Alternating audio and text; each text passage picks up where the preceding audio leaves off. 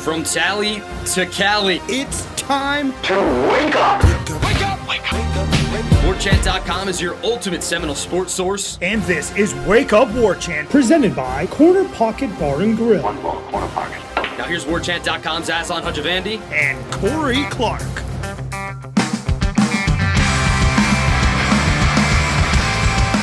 Wake up!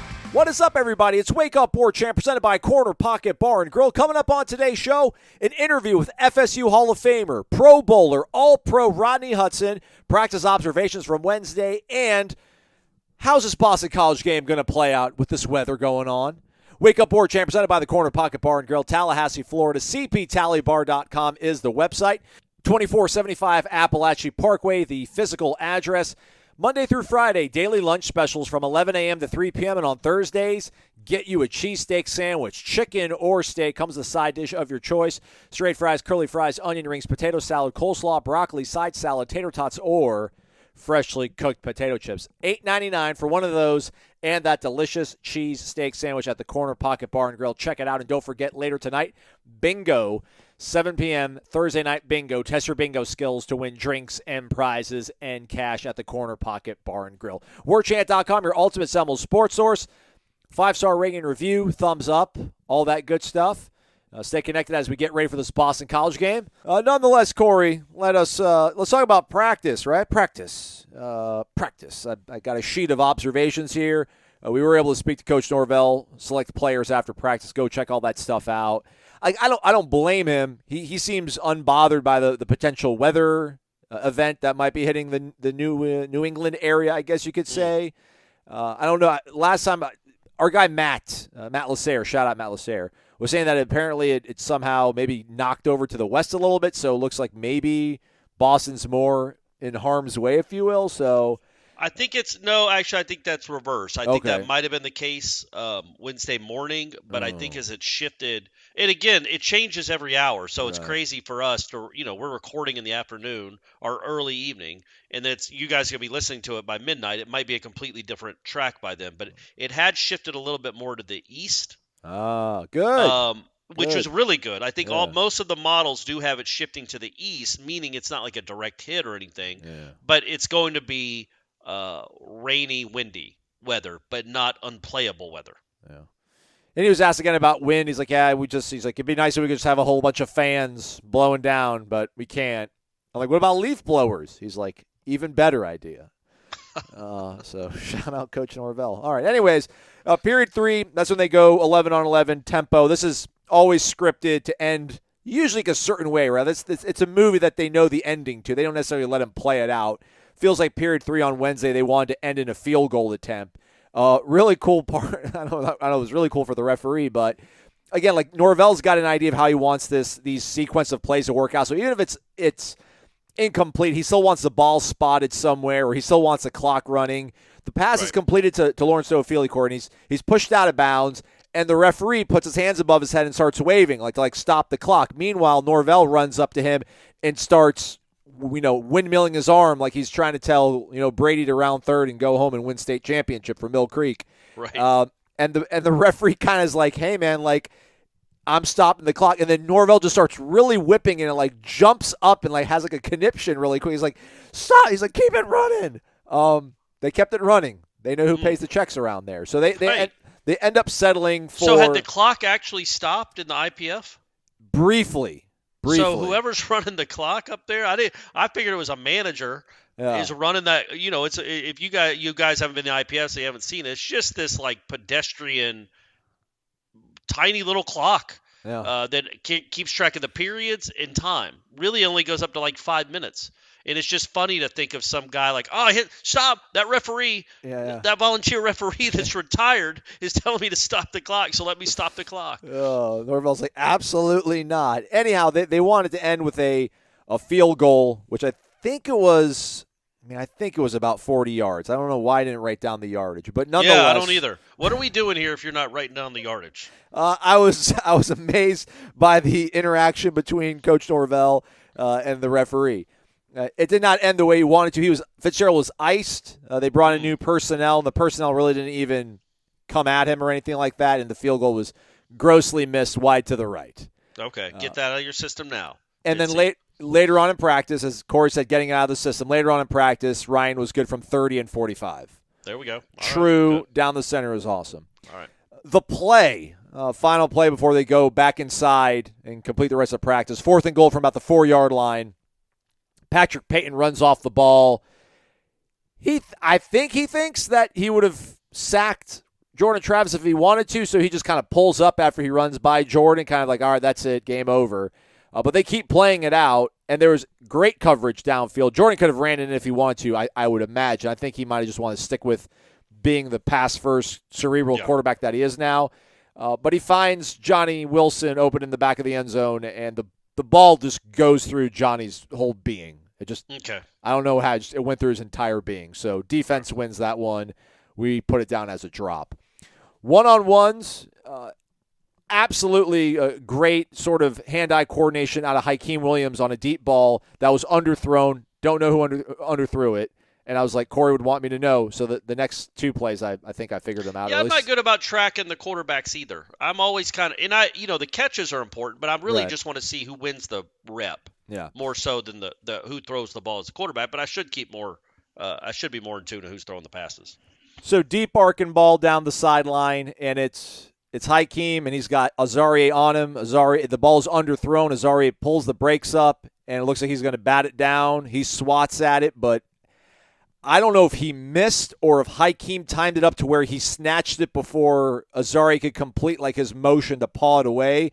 But Hakeem comes down with the catch. It was incredible. It goes from, oh man, what a horrible throw, that's a pick, to fantastic catch. And again, we do see Hakeem doing increased, playmaking out there, but it still tends to be against players that aren't on scholarship, frankly. This time it was. Very next play, Destin is being locked down by Greedy, but like the last 3 yards on this deep route, Corey, which is, I think at one time I said on the show, like, Destin doesn't seem like a burner to me. But, man, in terms of, like, game speed, like the last 3 yards, he had to have it. Like the last 3 yards, that ball was coming down. Destin found a different gear, was able to get enough distance from Greedy, extends his hands out, caught it, in stride, beautiful throw and catch. Okay, all right. Later on, Kevin Noles, who's had a really great week of practice, he might have been the player of the day for me on Wednesday, tips the ball to himself in coverage of Biscuit. He is guarding Marquiston Douglas, climbs a ladder, tips the ball to himself, interception. A.J. Duffy threw that one. I marked that one down. So there's that one. Okay. And then Johnny bounces back. Beautiful corner catch, corner post with Shaheem in coverage. And Johnny he's got inside leverage, he's got outside leverage, whatever he wants to do because he's 6'7". Really nice throw, better throw, really good catch by Johnny. That was a point that Norvell brought up on Tuesday about Johnny, and we're not going to talk all week about Johnny. I mean, it's going to be really crazy to watch this game if they're in a full-on rainstorm. Like, we're gonna. I guess we're gonna be we will be a little more forgiving with drops in a rainstorm. Also, there's going to be 11 people there, which is too bad. It's their biggest game of the year. It's the red bandana game. But if it's 57 degrees and rainy, they don't get good crowds anyway. And I know it's the red bandana game, but it's a noon game in a city that doesn't care. I can't imagine. I would bet half the crowd's going to be Florida State fans. 40,000 came out for Holy Cross last weekend. No chance. 40,000? Is Holy Cross in Massachusetts? Yeah, I think they're in Boston. That makes more sense then, right? Yeah. The Holy War. But I can't imagine if it's going to be bad weather that it's going to be anything like a normal Boston College crowd. But the point being, going back to what Norvell said, and it's the truth, Johnny's doing really good job on his routes. Mm-hmm. He gets open, man, and it's funny. We were talking with Jeff about every time we talk about Johnny on headlines, it gets into some stupid argument, but and he was like, Johnny isn't a guy that burns by people. He's covered. He's not hard to cover. And it's like, well, that depends on your definition of cover. Yeah. Like, he's not ever covered. Right. The Oklahoma kid was covering him last year at the end of the game. That was good coverage. What did it matter? He's either going to catch it or not, but it's all what you try to do is almost futile. It doesn't matter. But the point being, it is odd that in the LSU game and in the Southern Miss game, well, there was one that was a contested catch. Johnny does a really good job of getting open. Like, it's a guy that doesn't – he's not a burner. Absolutely. He's not 4.3, but I think he just – those strides get up on you so quick. And the reason I brought this up is because on Tuesday, not only did Norvell say he's done a good job with his routes, he said that on Monday. He just needs to catch the ball. But then on Tuesday, he ran another play like that at one-on-ones where he got inside – I don't even know I guess you'd call it inside leverage on whoever was covering him. It might have been Shaheem then too. And his body just keeps the DB from ever being able to gain ground because he's too big. So once he kind of gets his butt on your I don't know, your abdomen, once he's in that position, like he's almost blocking out as a rebounder, you can't do anything. You can't catch back up because he's just too big and those strides are too long to get around him. So once he gets inside you or over the top of you, it's really hard to catch back up. And he did a really good job on this play in particular of kind of slowing down to make sure the guy couldn't, like almost putting his back into the defender to then reach out and catch it. So anyway, he's got a lot of stuff to work with. You just, you hope he can continue to, or at least through this week, continue to catch the ball. Yeah, I mean, you've mentioned it. He does not move like a 6'7" guy. I think so much of what we imagine his catches come via are just, go routes, just him being vertical, very angular sort of routes. Right, but think about those LSU catches. That's what I'm saying. Those are just in the middle of the field being open. Yeah. Yeah, it's pretty remarkable. On the whole, one-on-ones, I thought the offense was much stronger. But when they went to red zone one-on-ones, the defense stepped up. But I just want to jump ahead to Johnny. I mean, Johnny is one-on-one being covered in the red zone. It's really goal line. I mean, it's inside the 5-yard line when they go to this sort of segment of the practice. And it's him and Shaheem. Shaheem is with him in phase as he's getting off the line, running his route. And then, Johnny's got a choice here to make on his route coming out of his release. And he shook Shaheem in such a way, so smoothly, changing his body, pivoting, and going the opposite way that Shaheem was anticipating. It was so smooth. He came out of his release so crisp, and he made the catch. And it's like seeing that, not that I had big concerns about Johnny, but it resonated your message throughout the podcast this offseason, these first few weeks, just about like, yeah, man, Johnny just doesn't – he's not Greg Carr. He doesn't just go up and catch 50-50 balls. Like, he runs routes and some of the stuff that Coach Norvell said that you underscored. So that was a really nice play for the offense. One of the few plays in red zone for the offense. Otherwise, Kevin Noles had a great defense of Jaheim Bell. Okay. And then Greedy got the best of Destin in their revenge tour, if you will. They seemingly go up against each other all the time, like the Battle of New Orleans, those two guys. Shout out to number one, whoever's a walk-on, who defended the fade route against Keon Coleman absolutely beautifully. Knocked it away. Was he wearing black? Yes. Yeah, it might not be a walk-on. It might just be somebody on scout team, but I feel like all their freshman DBs are not on scout team. Yeah. But yeah, he went up against him, I think, in Tuesday's practice. So overall, you'd say the offense, though, probably had the best day of the two? Yes, okay. I would say that. Red zone, I had 2 good wins for the offense and like 4 for the defense, but in one-on-ones, when they weren't in the red zone, it was certainly the offense having the better of the defense. The play was a tough thing to really kind of gauge because, again, I think Jordan could have ran for it, but and he doesn't want to do that in those plays because it's like he knows he can do that in a game. That'll be there. He's literally trying to run the play to see if they can get something open. So I think that's why he doesn't run it in as much as he could or run really at all in practice because he knows that's there if it needs to be. And then 7-on-7 red zone when they go back inside the IPF. Shaheem bounces back with a nice PBU on Johnny in the corner of the end zone. First-team defense kept the offense out.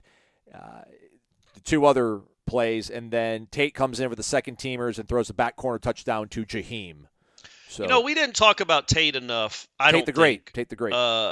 After the game on Saturday, because again, I know the first throw was just kind of a 6-yard. Mark Easton's just standing there by the sideline, and then Mark Easton does the rest. But number one, it's a good decision. Mark Easton was open; he got it to him, and then the throw he made to Destin Hill, rolling to his right, hitting him in stride. That's an NFL throw, gang. That is thrown the pace, the accuracy, the rhythm. That's a really nice throw. And again, he's not Jordan Travis. I don't know if he'll even start next year, but you just can't oversell how important it is to have a competent backup quarterback. Look around. Look at Nebraska. Yeah, and I was going to use the Jets. But yeah, look around college football and think about these teams if they lost their starter and what it would mean to them. Like I think LSU has a competent quarterback. Yeah. Maybe a better quarterback throwing the ball than what they currently have starting.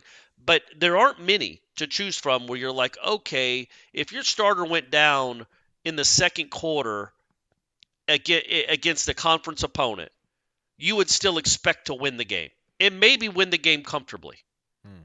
And I feel like Tate gives you that luxury and that comfort. And I might be wrong. We'll see how he operates if that ever happens. And I'm not saying you'd expect him to go and play well at Death Valley if he had to.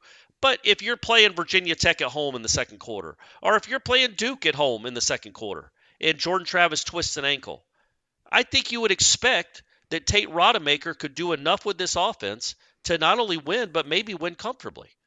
And I think he's good. He's a competent kid. He might be better than that if he got more reps. But it's a nice luxury, right? It's a nice comfort to not be an ankle twist away from going to a true freshman at quarterback. Right. And I don't think it's appreciated enough in this age that a kid that's in his fourth year, knowing he had no chance to start, barring injury, stuck around and is putting in the reps and works as hard as Tate Rodemaker does, and then went out, which was important because remember last year when he played in the Duquesne game, he was not good. He went out in his first action of this season and looked controlled and in charge, and I think led 3 touchdown drives. I know he threw one. Again, there were the pass to Vandravius, the pass to Marquiston, and those guys did the rest. But still, he got the ball to the right guy on time, which is kind of what quarterbacking is. So anyway, it was good to see. And then last thing for me, as long as anecdote, if you will, is just, again, this offense being ridiculously difficult to defend. It was a 7-on-7 scenario here, Corey, where Jordan, half the field, he's got, on one side, he's got 3 receivers, and, 2 of these guys are instantly going to create something that one of them is going to end up being open, right? But they're not. It's okay because there's a third receiver on that side of the field, and his route, by virtue of what these other guys have done, is going to open him up most likely. Well, it doesn't. So this defense now has locked down half of the field. They've locked down 3 of the top receiving options in this particular look for Jordan Travis and the offense. Jordan keeps his poise at 7-on-7, so he's not, there's not pressure on him, but this wasn't one of those long extended sort of plays where eventually something works open. Man, Jordan just calmly looks down the other side of the field, finds his guy open, fires it in there for a 15-yard catch. Okay. It just, we've said it many a times. It's cool to see it all play out again when you start thinking about some of these other teams that might come down the line. The further the season moves, into where we think it can go. That just, anyone is going to have extreme difficulty trying to keep up with this offense, with this quarterback and these receivers. So, solid practice. They'll practice again today and tomorrow. We won't be out there, but they're still getting ready for Boston College. The game is still at noon. VitaminEnergy.com. Promo code is WarChampBOGO. That means buy one, get one free. Free. I've been to some retail shops that's like buy 2, get 1 free. Buy 3, get the 4th. No. Buy 1, get 1 free with the promo code WarChampBOGO at VitaminEnergy.com. Mood Plus today, y'all. Can't you tell? I'm glowing. You can see it through your mobile device. The Mood Plus, just a half shot, which means I get 130 milligrams of caffeine because 1 shot of Vitamin Energy, not even 2 full ounces, has no sugar, it's non-GMO, kosher, and it has 260 milligrams of all-natural caffeine plus vitamins. Energy with benefits. That's the tagline, as well as shake it and take it. Just be sure to use that promo code WarChampBOGO to buy one and get one free when you go to VitaminEnergy.com. Take a shot. Rodney Hudson, talking Noles, talking life, talking ball. Coming up right after this. You folks like interviews on the program. We're trying to get as many as we possibly can. This is a really cool opportunity for us. We're so appreciative of it. We have current now FSU Hall of Famer Rodney Hudson joining us here on the program on Wake Up Warchant. Rodney, thanks so much for being here. First question 4th and 1, quarterback sneak. Do you got me right now still? Could you suit up and get us 1 yard on a quarterback sneak with me? I think I left my best plays out there. I think I left them all out there. I got faith in you. I think you can pull it out. Can you walk us back through this last weekend at Florida State during the Southern Miss game? It was obviously Hall of Fame weekend. Your class was officially introduced on the field at Bobby Bowden Field at the Doak Campbell Stadium. Was this your first time back in Tallahassee, and how cool does it feel to be recognized in this sort of fashion?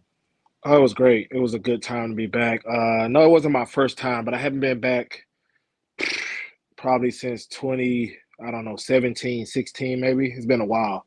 I think since I've left, I've only been back like 4 times. You know, I've been playing on the West Coast for so long. It's tough to get back east during football season. So, yeah, I haven't been back in a while. Like I said, I've been back maybe 2 or 3 times. But it was good to be back, good to see some familiar faces. Obviously, there are a lot of new faces as well. Good to meet some new people, and I had a great time. How did they tell you that you're going to be in the Hall of Fame? Like, who told you? Did you get an email, a phone call, a text? How does that work?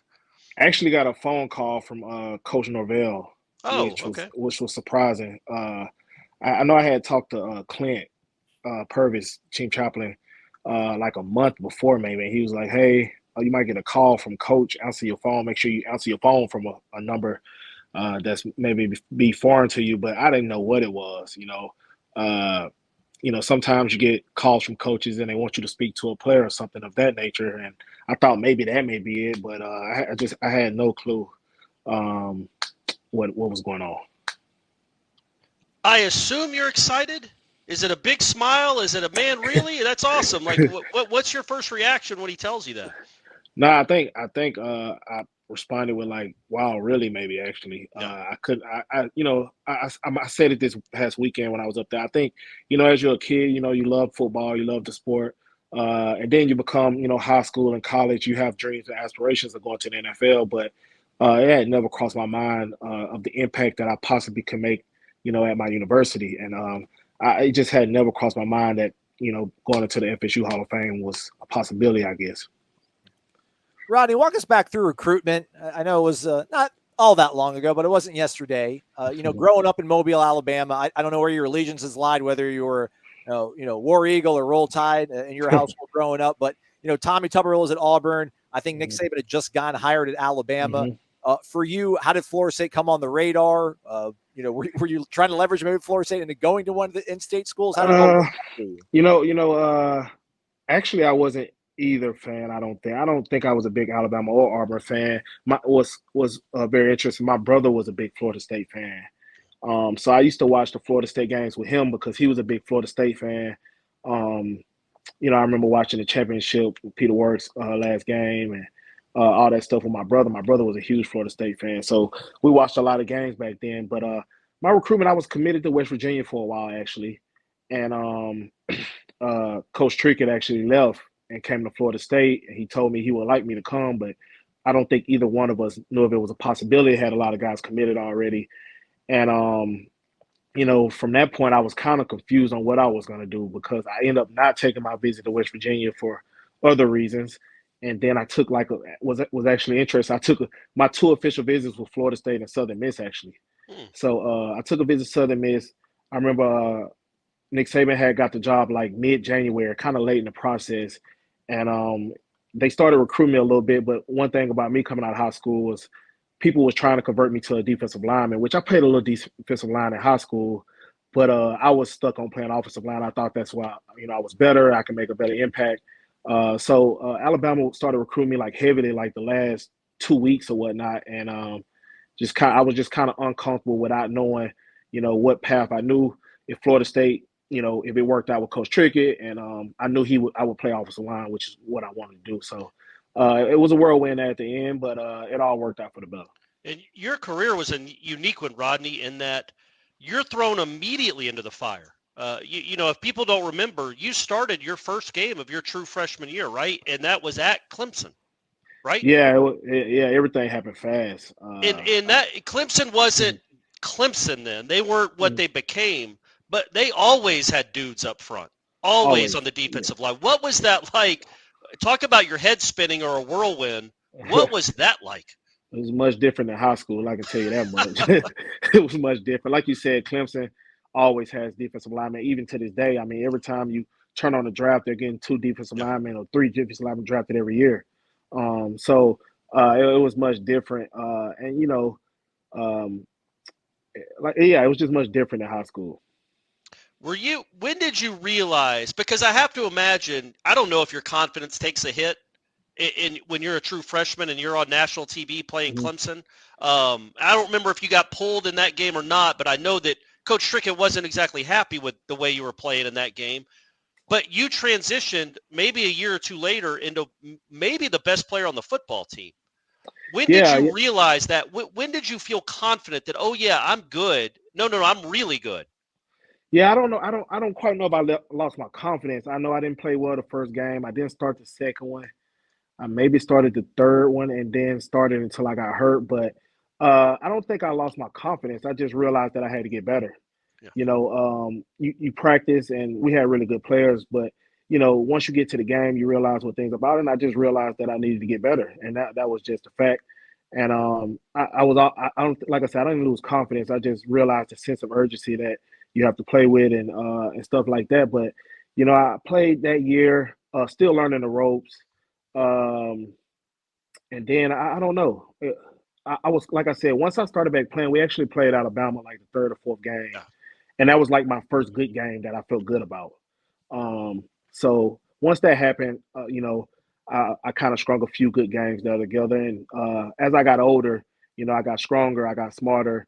I just kept learning more. And I don't know exactly what pinpoint spot that I felt like I belonged, so to speak, but it just kind of happened. Rick Trickett is maybe an acquired taste, Rodney. I don't know how many 18-year-old kids want to like rush and sign up for playing for Coach Trickett. He loves the hell out of you. I think there's an anecdote that Corey can share just talking to Coach Trickett and the way he would talk about you. What kind of relationship did you have with Coach Trickett? And, maybe let us know kind of maybe who the real Rick Trickett is, rather. No, he's a hard coach. He drives a hard bargain. But, one thing I remember him saying, we used to always meet real early in the morning, like 6:15, 6:30 in the morning. And he was like, we're 18, 19 years old. And he's like, you guys don't understand, but someday you will. And like I said, he's a hard driving coach. He drives a hard bargain. But a lot of the things that he taught us, not necessarily from a football standpoint, but discipline, doing what you say you're going to do and showing up for work and being accountable really carried me on a long way. Even to this day, I wake up early every day now. Even though I'm done playing, I still wake up super early. And it's just like I hop out of bed and I just know I have responsibilities and I just get to doing my job because that was driven into us in college. But I talked to him. I tell you what, I talked to him personally a lot more since I left than I did when I was there. When college is one of those weird things, man. It's school and football. Everything is school and football, school and football, school and football. And then it's crazy. But once you get to pro ball and stuff, you talk to people, on a personal level a lot more than you may have did in college. Like the anecdote, Rodney, that Aslan was talking about was it was at the Chick-fil-A Bowl before your last game. We didn't get to talk. Jimbo didn't let his assistants talk except for the bowl games. So it was the only time we got to talk to Coach Trickett. And I think somebody, it might have been me, asked him about you just because it was your last game, what you admit to him, what you admit to the program. And he started tearing up, like legitimately started crying. He's the big, tough dude. Well, he's not big. He's the tough dude. And I'd only seen him cry one other time, and that's when Clint his son threw a touchdown pass, his first pass. Did you see that clip? Did anybody tell you about that? Did y'all ever talk about it afterwards? Maybe not him crying, but just how much you meant to him. Did he ever let you know that, or was that just for us? Yeah, he let me know that. Not when he was coaching you, though? Not early on. I talked to him afterwards. And it shines through. Like, me and him have had a lot of one-on-one conversations through the years. And, you can tell when somebody, loves and respects you. And I think that just came from, just hard working. And the relationship just grew over the years. We were around each other, like, obviously my whole college career and got to know each other better. And, he knew my family. He came down and met my mother and my grandmother and stuff. So he recruited me for quite a long time. So he kind of knew basically everything about me and my family. Rodney, for you, you bet on yourself. You said you wanted to stick to playing offensive line because you thought that was the best sort of move for you in your future. Was it 11 years in the NFL you ended up going through? 12. Well, Yeah, a long time. Yeah, 12. Two By the way, lucrative Aslan, real quick, I just looked up Rodney's career earnings. All Well right, done, Rodney. Well done. Thank you. God has been good. God has been really good to me. We won't mention that specifically, but we see it on TV, contract holdouts, extension talk, and, guys getting traded. You've kind of been throughout all of that sort of stuff. Yeah. We just see a name. We don't know the people, but now that we got you in front of us, I mean, can you tell us what it's like to, invest so much of your life into this sport, and then the transactions of it all, the business side of it all? We hear about that so much. The football and school part was fun about college. What was the business of the NFL like for you? Man, the faster you can learn it and learn what the NFL is from a business standpoint, the better you'll be off. I think we all go through when we're young players, we just think we're just playing football again. And to an extent, it is that. On Sundays, you're playing ball. You go to work, whatever, Monday through Saturday, you're in meetings, it's football, but there's a business aspect to it where, not only do dollars and cents matter, but relationships matter. Coaches moving locations and those things matter, unfortunately, to some extent, because the politics get involved. But like you said, I've been through all of it, and I don't know. I think as I was leaving Kansas City after my first 4 years, that's when I kind of started to learn. And then when I got to Oakland, I just had my eyes wide open, and I learned even more. But yeah, man, it's cool and it's fun to go to free agency and get a nice contract and stuff. But some of the stuff that goes on behind the scenes or goes on, even on a day-to-day is not desirable. I know you're confident in who you are. I mean, you're a 3-time, Pro Bowler, you're all pro. So, you're one of the best centers in the game when you were playing, but do you doubt yourself when you go into free agency, or do you always know things are going to work out and you have to have that kind of mindset? My thing was just to play well, play well, and hopefully I stay healthy and things work themselves out. But I will say, I didn't doubt. I think uncertainty. I think for a lot of pro players, uncertainty always bothers you a little bit. Not necessarily about exactly what dollar figure you're gonna get. Obviously, we all want to take care of our families, just like everybody. No matter where you work, you want to make more money. You want to, attain your goals that you set for yourself. But I think the uncertainty, what city am I going to be in? I wanted to have kids at a certain point. I was like, I don't even know where I'm going to be. Where am I going to live? Who my new coach going to be? I think the uncertainty more than anything just kind of bothers people a little bit. Where do you live now? I live in South Florida now. Oh, okay. All right. And I was going to ask you, I don't know if you're 33, 34, 35, but most people don't hit retirement age in their mid to early 30s. So have you been planning for this for a while? And what do you want the second chapter, third chapter, the second half of your life to be? Would you envision getting into coaching or staying in football or anything like that? So I've been thinking about it for a while. I think it's natural. You play football, and we all know it has to end. It can't go on forever as a player. Bodies don't work that way. So I've been thinking about it, as I got older. And I think what kind of drove for me is as my body started to hurt a little bit more. When you're young, you go, you play, you get up, and you just keep going like nothing happened. And eventually that goes away. It takes you until Wednesday, Thursday, then it's Friday to get going. Some years, going through a lot of injuries and just the wear and tear. So I've been thinking about it for a while. Was waiting for the right time. And I played with Charles Woodson in Oakland for a year. And he told me, he said, when it's time to go, you'll know. And I know right now. So I had a rough last year. I've had 2 surgeries this year, one on each knee. So it's time. But to answer your second question, yeah, I'll probably get into coaching at some point on the high school level. I doubt I'll go above that. Who knows? I never say never, but I doubt I'll go above high school. I think for me, it's going to be like helping the kids, not only in football, but in life, along the experiences. I feel like I've gained a lot of knowledge, got a lot of knowledge of how things work. So I think that'll fulfill me from a football aspect more than anything. I mean, right now, my godson plays football in Tennessee. He's a 10th grader. And his dad sends me his huddle tape, and I'm like watching that and stuff, and just to see a 14-year-old kid become 15 and 17, and so on forth, so on, fulfill me more than anything. Do you foresee yourself, if you're an O-line coach, hat whipping kids occasionally, like Nah. like old Trickett used to do? No, that won't be my style. I can say that for sure.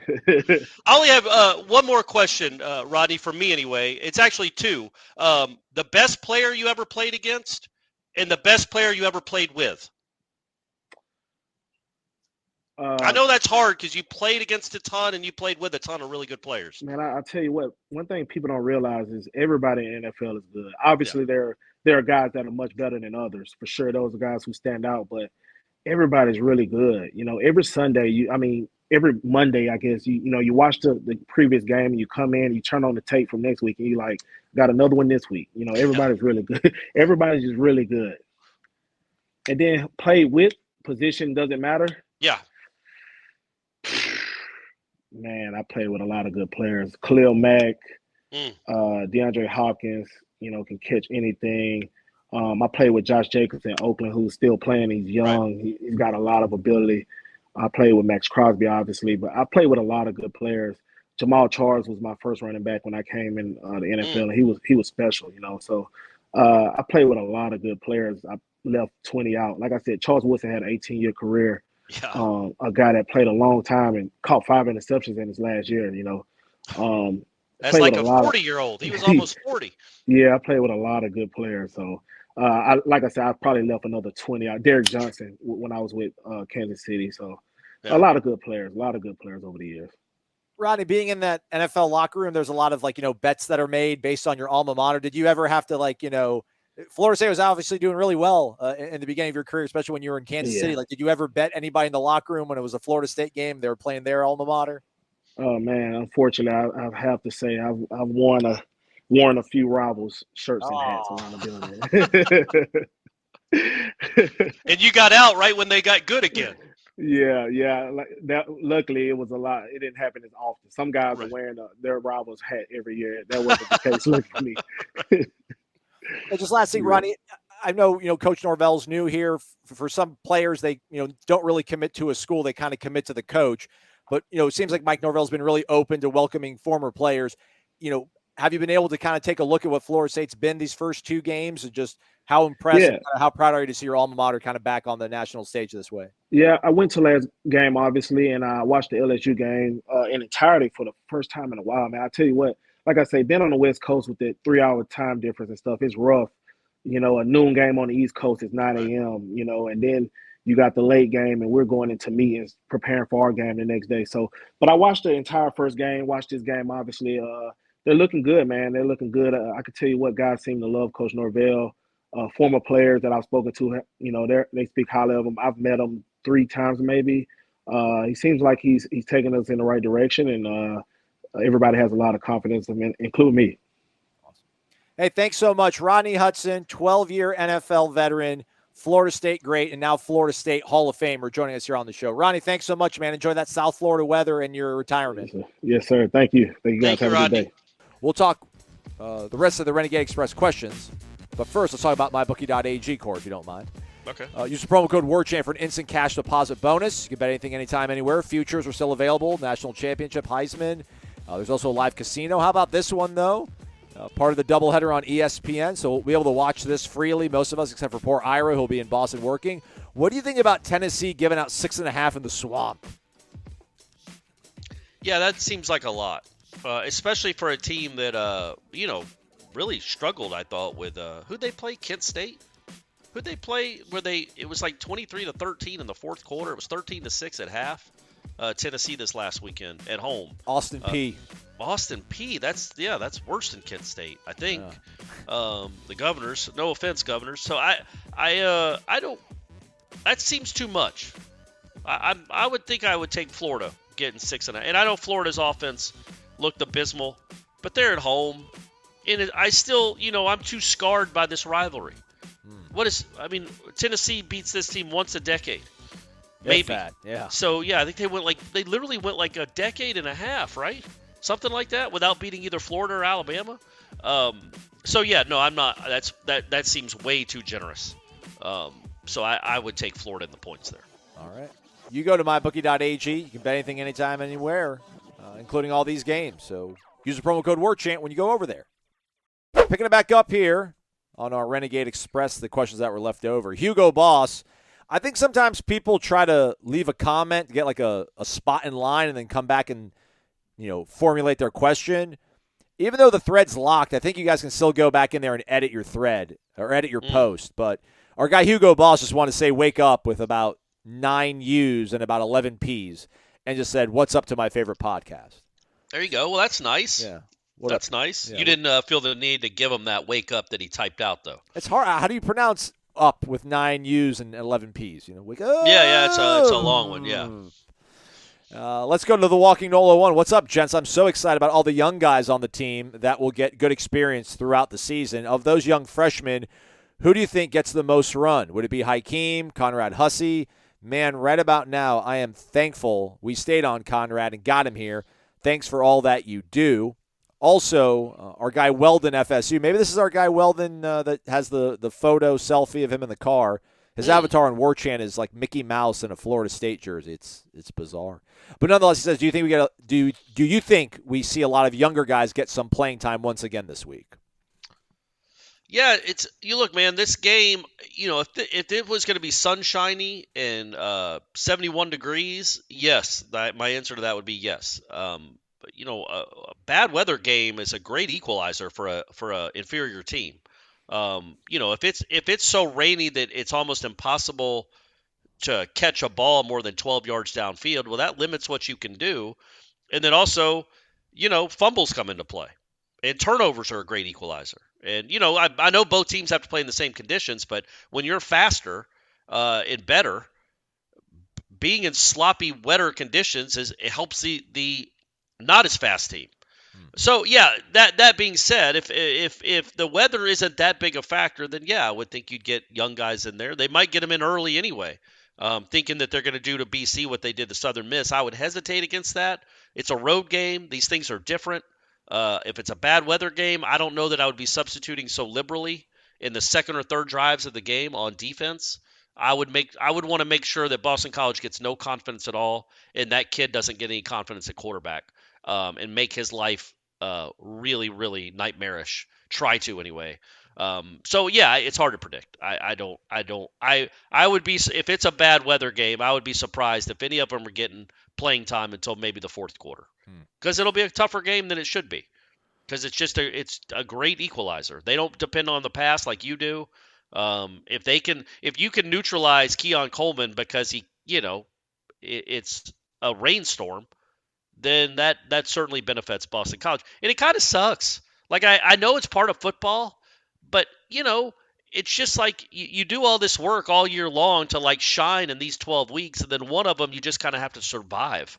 Yeah. Like, just get out, try not to get injured, and try to do just what it takes to win, but you have to limit what you can do offensively because of the conditions. Or maybe you don't. Who knows how bad it will be. If it's not too bad, it wouldn't matter. Also, I was trying to think when we were talking, Aslan, not that this was answering the question, but I don't remember Jordan ever playing in a rain game. Do you?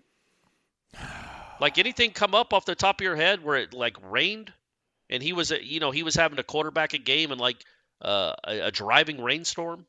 No. I mean, was maybe like the 2020 Pitt game, I feel like, that was overcast. I don't think it was actually raining, though. But, yeah, I don't remember last time Florida's had to play in a driving rainstorm. It's been a while. I think Wake Forest in 19 when you guys were up there. That's the last one that comes to mind in terms of precipitation in Florida State. But that was, Jordan wasn't playing in that game. That was still right. Hornswoggle Blackman production. Yeah, that was that 19 or 18? Yeah, that was 19, right? That was it was near the end of the tenure. Yeah. Up there. Oh, that's right. That awful game. That's right. So yeah. But I think what was the question before that? Which true freshman right. do you think maybe gets the most run? Hakeem, Conrad? Would you say maybe the field, or would it be one of those two guys? Look, I think by the end of the year, Hakeem. Yeah, Hussey too. I mean, he's obviously, they like him a lot that he's playing in the second quarter, and he made a great play on that ball. He just dropped it. Yeah. So they must like him a lot. So I would say Hussey, Hakeem, and then don't sleep on Nicholson. I think Nicholson going to start rotating maybe in more and more with the second team linebacking unit, playing more with Lundy and Graham as the season goes on. I think he's developing very, very quickly. So I would say those are your three. Are Van Travius too? Destin doesn't count. Out of the three guys fresh out of high school, all the guys fresh out of high school, I would say Van Travius, Hakeem, and Blake Nicholson and Hussey are the four that would play the most and probably be part of the rotation. It's hard to know with Van Travius, right? Like, yeah. There is so much there, but he's got, he doesn't block like Hakeem.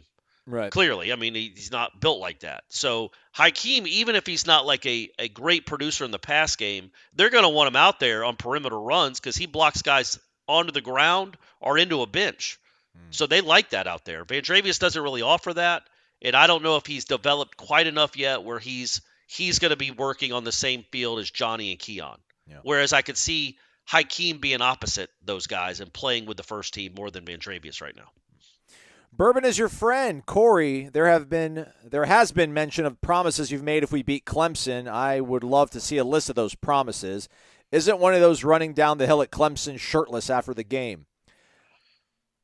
I mean, I couldn't have said that. Yeah. There's no way I would have said that because that implies that I would have said that in like 2020 when they had no chance. Someone said that you're supposed to give an hour number 2 if they go 4-0. That makes sense. I don't know about running down the hill shirtless. Right. I can try it. You'll have a camera there. Yeah, I remember. It'll be 4 in the afternoon. I think we talked about bolo ties if they make the national title game, and then having to sing "Seminole Wind" on Steve Spurrier Field that makes them 12-0. Okay, all right. I remember those. I remember those vividly. So all right. Okay. Otherwise, I can't speak to anything else. Nonetheless, our guy Dave in Bardstown continues. I would like to propose another bet. If Deuce Spann accounts for 2 touchdowns, throwing, catching, or otherwise, will you request that the corner pocket put Deuce Flan on the dessert menu, a la Chris Fowler? No.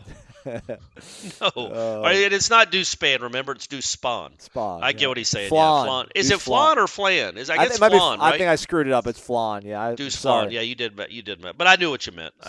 Man, by the way, I hate Flan. I bothered my father one time as a kid to make it because I saw a photo. I'm like, this looks great. But then, we made it, and he's like, you're not going to like this. It's disgusting. And we made it, and it was disgusting. Yeah, it's like maybe the type I had was not made correctly or was not a good batch. Yeah. But it just, as soon as it went in my mouth, I'm like, oh. Yeah. It's something you want to spit immediately out. Just the texture of it. Yeah. It's just gross. So I don't know what y'all are doing out there with the flan, everyone. There's Reese's out there to eat and donuts. Yeah. Unless you make a killer flan, invite us to your tailgate. We'll come by and we'll try it. I've only had bad flan, so nowhere to go but up. Lastly, Dave says, I think I know why Norvell went for it on 4th down so many times. He was either rubbing it in Brian Kelly's face or simply showing him how it's done. You mean Brian Kelly? He was rubbing it in Brian Kelly's face against Southern Miss? Yes. Okay. He was like, hey, look what I can do. Look what I can do. This is how you do it. This is how you do it. It'll be interesting to see what his decisions are like in a game like this on Sunday. If he's got it 4th and 4 at his own 41-yard line, it's a lot easier to do that when you're at home. And you're it's a nice night, and they're not going to be able to move that. They're not going to be able to move the ball that well anyway. You're going to win the game comfortably anyway. But if you give Boston College a short field and give them free points, it'll just be interesting how he handles this the 4th down decisions on the road as compared to when he's at home. I would think he'd be a little more conservative. I'm not saying he should be. In fact, I don't think he should be. But I think that's kind of human nature. It's like I don't want to give them a chance to feel good about themselves in their home field and start getting the juices flowing. So let's punt it and make him go 90 as opposed to make him go 40. It'll be interesting to see how he handles that. Our own Matt Lassaire caught up with Kevin Stone, who works for the New England Football Journal, to help us preview the game for the Warchant Report, powered by Cummins, y'all. And I haven't seen it yet, but Matt kind of relayed some of the word of what Kevin told me. Kevin, the guy who covers BC, was just like, yeah, it's going to get out of hand. It's just whether or not, at what point does it get out of hand. Right. So I've been trying to figure out ways like Boston College can, just go total ball control, clock bleeding, and making it like a 4-quarter game, but I still just don't. The kid can run. That's their only weapon is the quarterback can run. Thomas Castellanos. Yeah, so and not just run like there's a 14-yard gain, there's a 12-yard gain. He could avoid a sack and run around in the pocket until somebody gets wide open. That's how this can be a game, is you lose coverage because he's scrambling around for 12 seconds. If they just run a traditional offense, he catches the snap, looks to 2 targets and throws. 1-2 throw, 1-2 throw. Those receivers aren't going to get open enough. Right. And they're not going to be able to run the ball traditionally. So Boston College is going to have to, and obviously their defense in a normal field, no chance, because good defenses have no chance. So, but if he hits a couple of big runs because he's a fast kid that can move, he's tough to contain, and is healthy by the fourth quarter, it could. That's a couple of big plays with his legs is how it can be a game, and then bad weather. Bad weather limiting your offense, and then him, running around and making plays in the past, hitting a 30-yard run here, a 40-yard run there, but then scrambling around until somebody gets open and they get a free 6 points because you couldn't cover for 7 seconds. That to me is the only way, right? Like, if he was a statuesque, if he was Jerkovich even, no chance. Yes, correct. But this kid is a slot receiver playing quarterback, so he can – it's like, I don't know, man. It's like Destin Hill playing quarterback. Yeah. Like, you like your chances overall, but he is going to make some plays with his legs. Yeah, if they can get – I mean, maybe, obviously you want to score points in this game. That's the name of the game, scoring points in football. But I wonder if they almost look at it like – let us just get 2 first downs a quarter to limit the possessions that we give Florida State. Or maybe it comes down to let's just get 1 first down a quarter and then maybe a big play on top of it. Because I don't know what Southern Miss's if they only get 4 first downs in the game, you're going to win by 50 points. I just don't know what the game plan was for Southern Miss. Because Southern Miss came out throwing the ball. They gave Florida State a ton of possessions. Yeah, I mean, they saw something, so I think that's why they went with it, but it clearly didn't work out. I think what they saw, honestly, is LSU trying to run the ball and knew they couldn't. But, yes, you're right. For BC, the key is to snap the ball with 2 on the play clock. And not a first down a quarter, but at least a couple of first downs every drive. And that milks – what does that milk? 3 minutes off the clock? 3.5. So even if you're not scoring, you're keeping the ball away from Florida State. You're changing field position a little bit.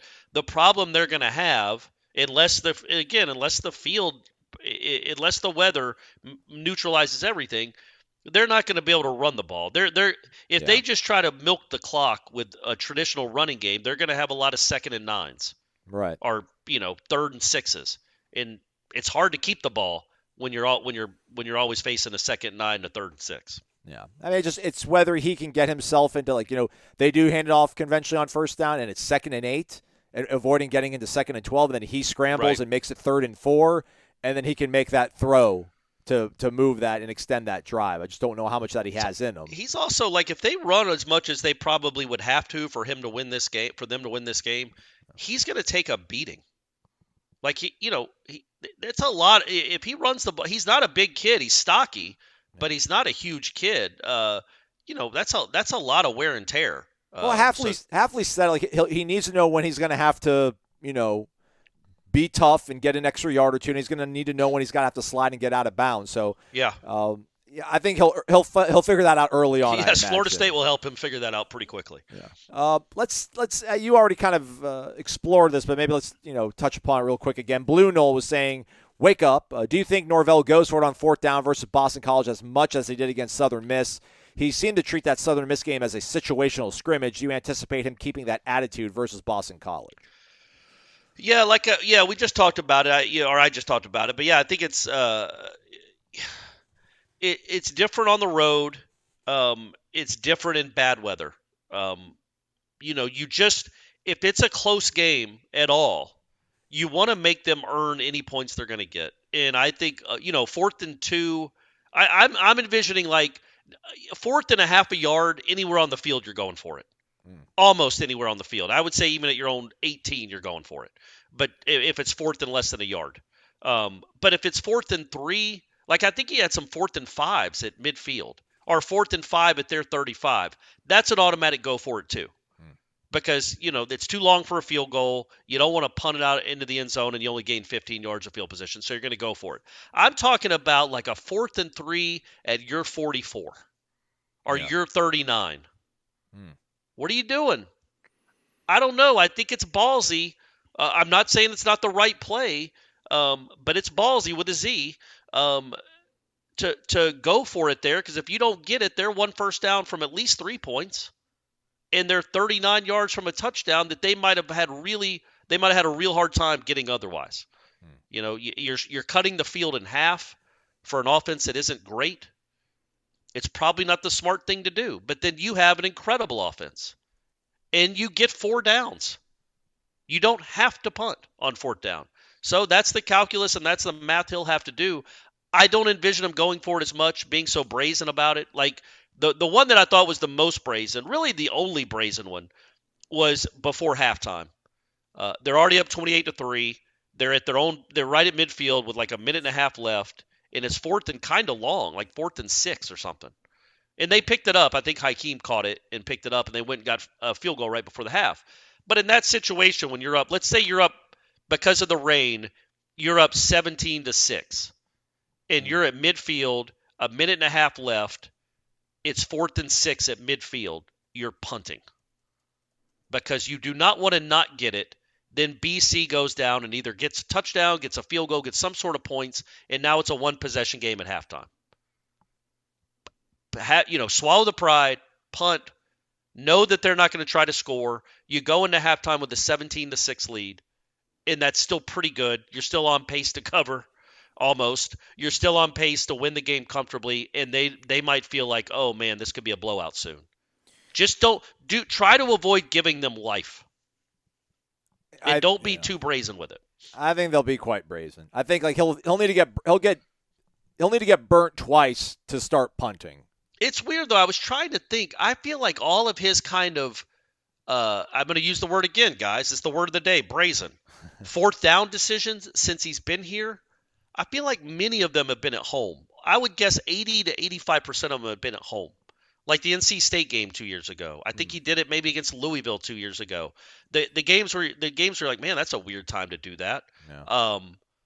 Yeah. I feel like he does it at home more than on the road. But maybe that's just happenstance, and I could be completely wrong. I might be misremembering it. Don't you think it changes a little bit? Being on it, number one, close game or not, clearly, but also weather. And being on the road. I think all those are factors that he didn't have to deal with Saturday night. And hopefully it's not a close game, but you never know until the game is actually played. Yeah, it's just one of those things I think early on he'll go for because he'll want his team to get up a lead early. He'll want them to be assertive and aggressive.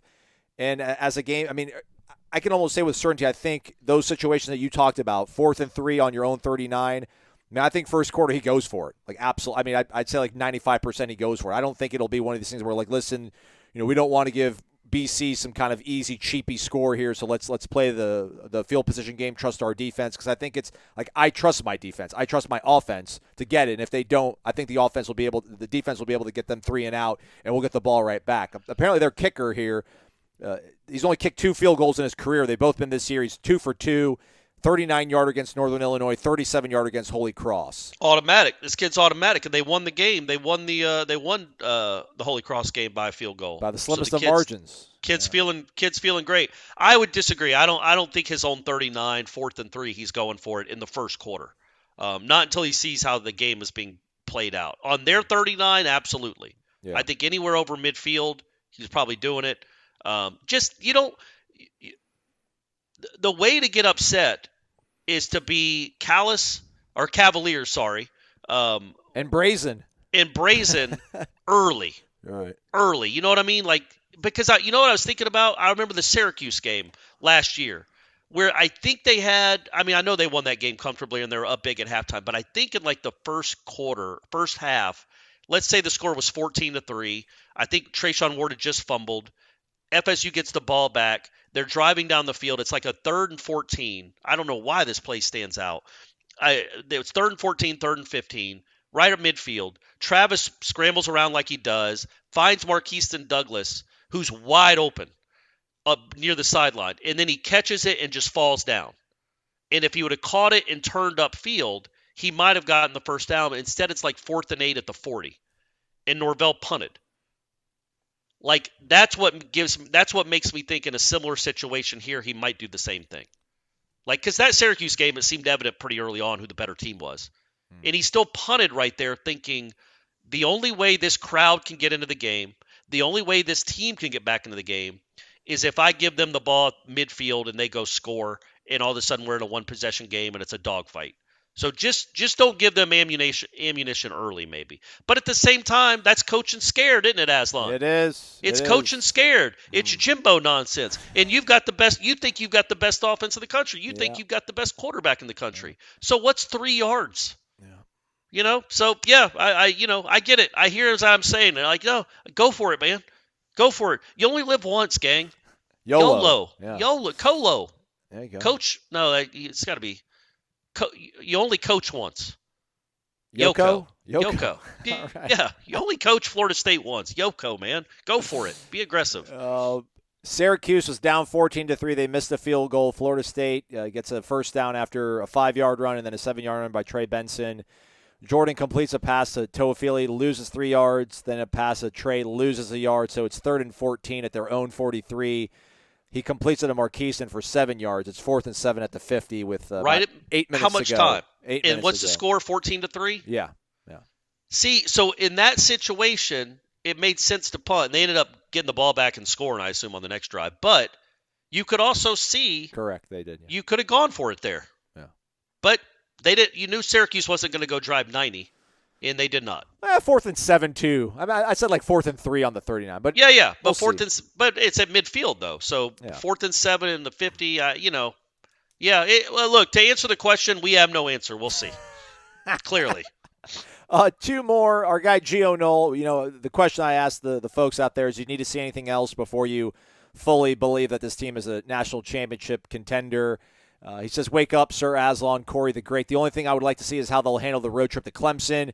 If they can go up there and prove they are who we think they are, then it's all over, and they'll have my belief until the playoffs. As for the noon kickoff, got to establish the run early, show them that we are there, and the rain is not in our minds. Best podcast in the business. Thank you all for what you do." Thank you, Gio. Appreciate you. Yeah, well said, Gio. We appreciate that, buddy. And then our guy Gator Kirk. By the way, I think that's true. They still have tests on the road. But, go back to the last road games this team played. Miami, Syracuse. Dominated them. Neutral site games if you want to go that but the Oklahoma game, they didn't play all that well. But the LSU, obviously, they did. But those last 2 road games of last year, they crushed those fools. Yeah. And you can look back and say, yeah, they weren't great teams or whatever. Go look at the point spread for those games. I can promise you the Miami one Florida State wasn't favored by 42. I don't even know if they were favored. They probably weren't. In the Syracuse game, they might have been favored by a touchdown, maybe. And they completely dominated those games almost from start to finish. Yeah, they were favored by 7 against Syracuse. So they've proven that they can go on the road and not only win, but win big, which is such an enormous step. And this team is better than that team and more experienced. So I want to kind of see, again, I'm going to keep coming back to the weather, but if they can handle the weather, I want to see them do the same thing to an outmanned Boston College team. But they've proven they can play well on the road. I think the game in Death Valley isn't so. Now that obviously Hard Rock and the Carrier Dome aren't quite the same experience as Death Valley, but it is a noon game, so you're not getting the full throat of Death Valley. But I want to see them beat Clemson. I want to see the offense play well against Clemson because it has not. It played pretty well against them last year after taking about a quarter and a half off when the game was lost. But they didn't play well up there in 21 because they weren't equipped to. This offense is a really good offense, and I want to see. That's my test is let's see what they do in that environment against that defense. Because I think this team, we don't know yet because this collection of players of the 2023 team has not been on the road yet. I think this team is going to love playing on the road. I think they're going to love going into your house and stealing your soul. I get that vibe from them. They think they're the best team in the country, and they look at it as a challenge. Like, yeah, anybody can beat a team by 50 points in front of their home fans. Watch what we do to you in front of your own fans. That's the mark to me of a great team. And I think that starts this weekend. Like, prove it to me this weekend. I know, again, I just said there's going to be 11 people there in a bad weather, but it's still a road game. Go prove to me that you can go play on the road at noon in an awful environment in bad weather and dominate. That's a step, man. Yeah. That's a step. And then, obviously, we'll all be looking at Clemson after that. Also, Florida State was favored by 6.5 at Miami last year. Oh, okay. All right. Last question. Gator Kirk, wake up. Typed it in like all caps and Garnet underlined it, so felt like I had to do that. Possible question from the people. Does Coach Norvell inform recruits that he's going to recruit over them? Or is it just understood that this is the process? Thanks for the phenomenal coverage. Go Noles. Thank you, Gator Kirk. Yeah. Well, I don't think we can ask that. Is he saying to ask Norvell that? Yeah. Look, I don't think it's the recruiting over them nearly as much as, are you going to go get a portal kid next year?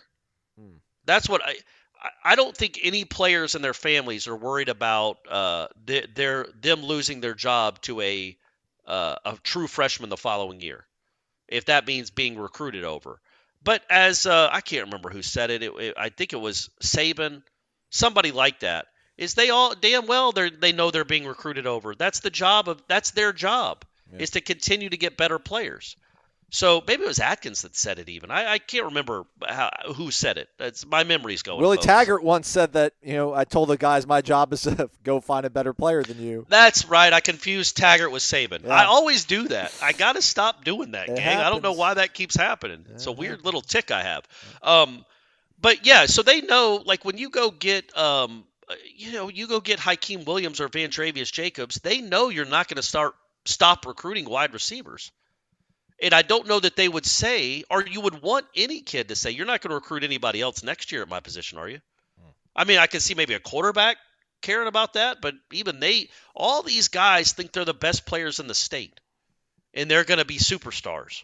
The ones that Florida State is currently in on now, maybe not the ones 2 or 3 years ago, clearly, but the ones now, they think they're awesome, and they don't. The guys you want don't care who you bring in. Now, it'll all work itself in the wash once they start practicing. But in the moment, I don't think any coach goes to a recruit and says, I'm not going to recruit over you, or I'm not going to recruit other guys. I don't think they would phrase it like I'm recruiting over you as much as saying, hey, just so you know, I shouldn't have to say this, but you understand that, we really like you and we think you're going to start for us in 2 years, but we're going to keep recruiting offensive guards. Oh, it comes down to those exit. It's the exit interviews, right? Let them know where they're at, where they need to be, and then you kind of connect the dots. They give you the dots. You need to have the self-awareness to connect them yourself, probably. Yeah, but I think a bigger deal is I don't know if Gator Kirk meant like in the portal, because I do think that is something that is obviously much more of a conversation than it's ever been about the transfer. But you're right. I think that's an exit interview. I think that's something like, you're talking to, let's say, Marqueson again, or Morlock even, after Jaheim Bell leaves next year. Both those guys, I think Marqueson still got another year of eligibility. Yeah. But yeah, he absolutely does. Do you go to them? Or they might ask you, hey, are you going to bring in another superstar tight end? Just curious. I mean, I'm not saying I'm leaving, but I would like to know maybe. My parents were asking. So I'm just going to throw it out there. Do you feel like you're going to go get another Jaheim Bell type? Just out of curiosity. Doesn't affect me at all, Coach. I love it here. I love it here. Or, Azarie being like, hey, any other Finchall Cypresses out there y'all are thinking of looking at? Like, again, it doesn't affect me. I'm here. I'm a Nole.